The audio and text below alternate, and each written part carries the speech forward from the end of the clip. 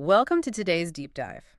Right now, hovering just inches above your ceiling, there is this high-stakes physics battle happening in the dark. Oh, absolutely. It's a silent war, really. Right. It's a war between the pressure inside your house and the weather outside of it. And if the wrong side wins this battle, your roof could literally rot from the inside out. Yeah, in just a few winters, Yeah. honestly. And the crazy part is you wouldn't even know it was happening until, well, the drywall just caves in on you. Which is a nightmare. I mean, we spend so much time looking at the aesthetic choices of architecture, right? Like the siding or the landscaping or, the color of the shingles. We completely missed the big picture. Exactly. We miss the fact that a house is not a static box. It is an active, breathing machine.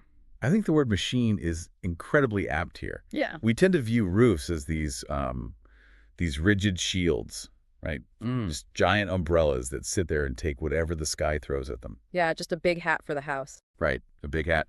But the reality of modern building science is so much more dynamic than that. The house is actively managing fluid dynamics, thermal pressure, and moisture mitigation every single second of the day. And that brings us to our mission for this deep dive. We are going to uncover the hidden physics happening right above your head. It's fascinating stuff once you get into it. It really is. Our guide for this is an incredibly detailed piece of source material from Dumitru Nicolescu. He's the president of Green Attic Roofing in Chicago. Which is a brutal environment for a roof, by the way. Oh, for sure. Yeah. And rather than giving us this theoretical, textbook approach, he brings over 25 years of deep, hands-on field experience. We're talking decades of tearing off slate, pulling up architectural shingles, and seeing exactly where building science theories completely fall apart in the real world. He really knows what actually works. Yeah, he wrote this detailed breakdown titled Baffled Ridge Vent versus Regular Ridge Vent, which is better. And, well, okay, let's unpack this. Most people think a roof is just static, but this source material reveals it's an active system. And, it sounds incredibly niche at first glance, like ridge vents. Right, a tiny detail. But understanding why these two specific types of vents are locked in a battle for roof supremacy, it's really an exercise in seeing how everyday architecture interacts with nature. It either works with fluid dynamics and weather patterns, or it fights against them and loses. To grasp the stakes of that comparison, we first have to understand why a roof needs to breathe in the first place. Right? Yeah, exactly. Which brings us to the anatomy of a ridge vent. Basically, it's a continuous exhaust vent installed along the very peak of the roof. Over a narrow slot cut near the ridge, right? Yeah, a gap cut right into the wood decking. And then it's covered with ridge cap shingles to maintain a low, clean profile. But it's part of a larger, balanced attic ventilation system. Okay, balanced how? Well, fresh air enters low through the unblocked soffits, under the eaves. And as the warm, moist air inside the attic naturally rises, it exhausts out through that ridge vent. It's exactly like a respiratory system. I love that analogy. It really is. Your house inhales through the soffits under the eaves and exhales at the top of its head through the ridge vent. Anyone who has worked on a house knows that if you cut off that airflow, the whole body suffers. Oh, the physics of it are brutal. Think about the everyday activities you do inside your living space. Like cooking or taking a shower. Exactly. Cooking, running the dishwasher, taking hot showers, it all generates a massive volume of warm, moist air.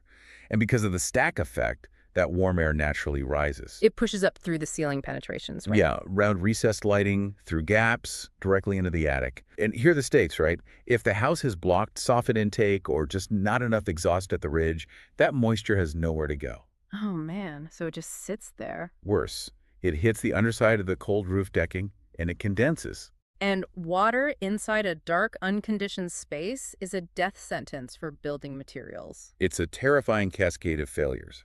First, the continuous condensation saturates the OSB or plywood roof deck.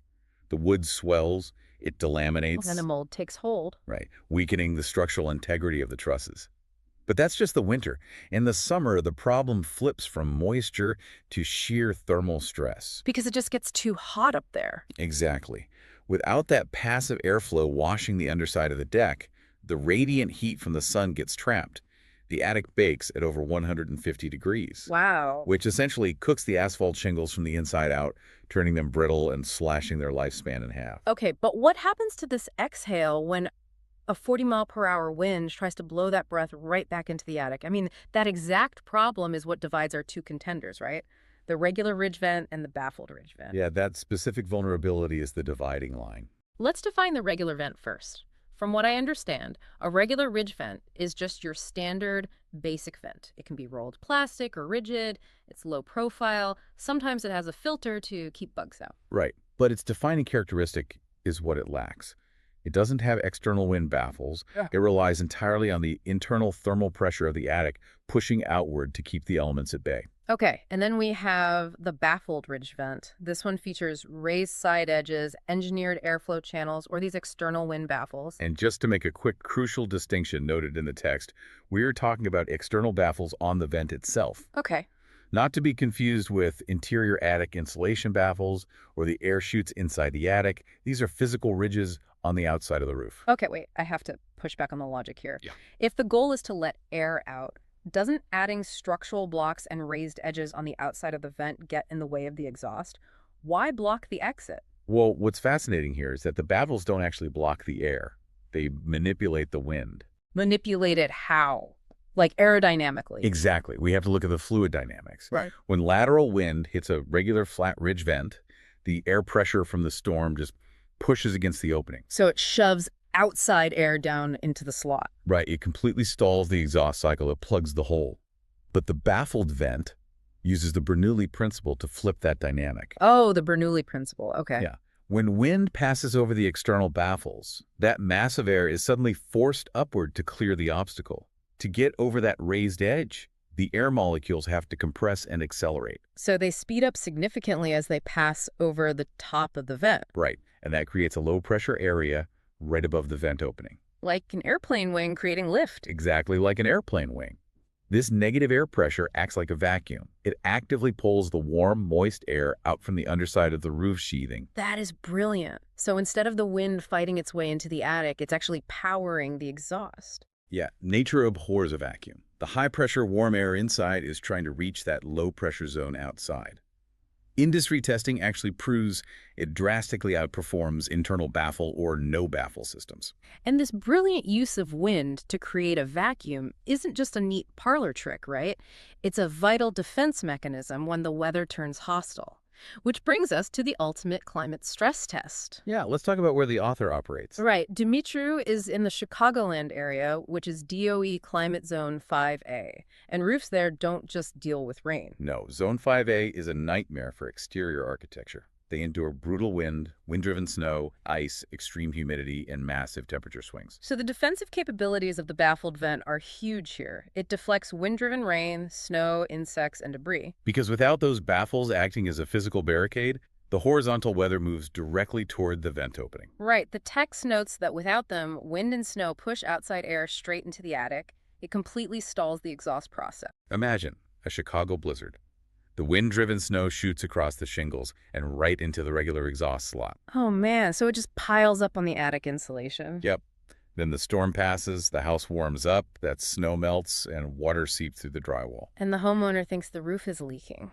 Exactly. But it was just a hardware limitation. Which makes me wonder, if regular vents run the risk of letting wind, rain, and snow directly into my attic, why would anyone ever use a regular ridge vent? Why do they even exist? Well, a regular ridge vent isn't inherently defective.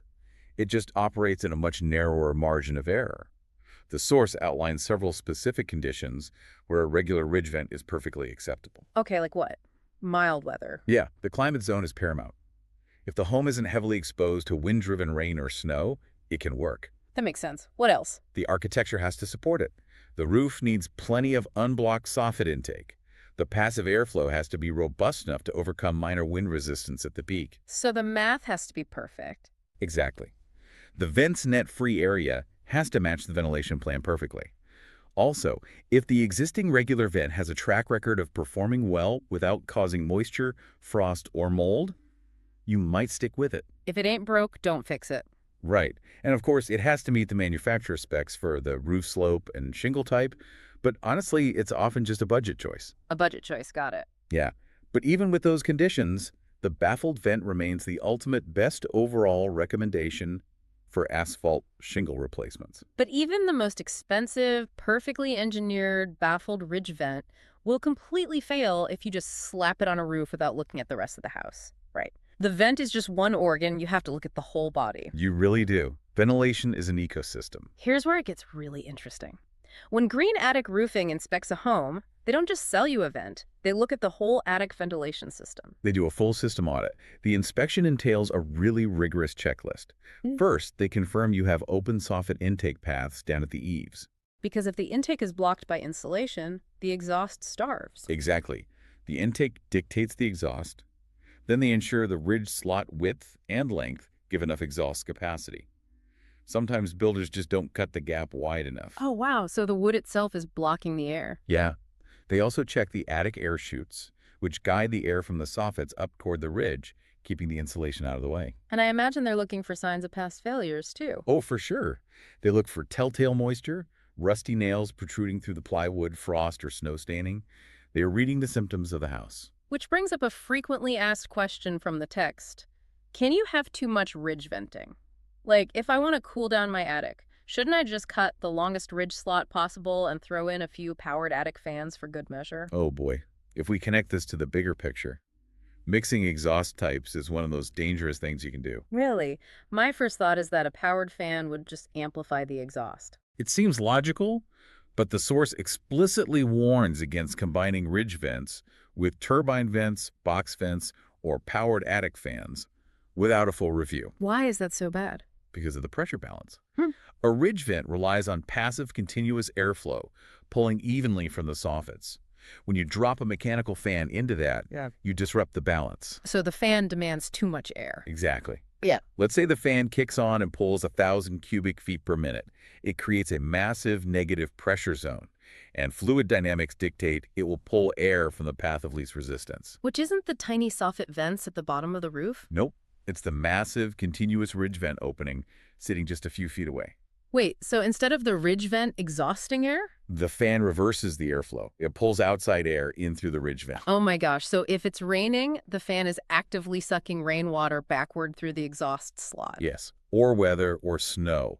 It gets sucked right in. And if the intake is completely blocked, it can potentially pull conditioned air out of your house, right through the ceiling gaps. You're paying to air condition the sky. Exactly. It's not about maximum holes, it's about perfectly balanced pressure. Man, one unbaffled vent or one misplaced fan can unravel the whole defensive envelope of the house. So what does this all mean? It means we have a clear winner for most situations. Right. For most shingle roofs, a shingle-over baffled ridge vent paired with unblocked soffit intake is the undisputed champion. Questionably. It uses the very wind that tries to batter your house to actively protect it. And, true knowledge changes how you see the mundane world. The next time you walk down the street, you won't just see roofs. You'll see the physics at work. Yeah, you'll see complex, passive machines using localized low-pressure systems to breathe. It really changes your perspective. Mm. Which leaves me with a final thought for you to ponder. If a simple angled baffle on a roof can harness the wind to actively change the air pressure and climate inside our attics without a single motor or ounce of electricity, what other passive architectural secrets are hiding in plain sight in our everyday homes, quietly manipulating the weather around them to keep us safe?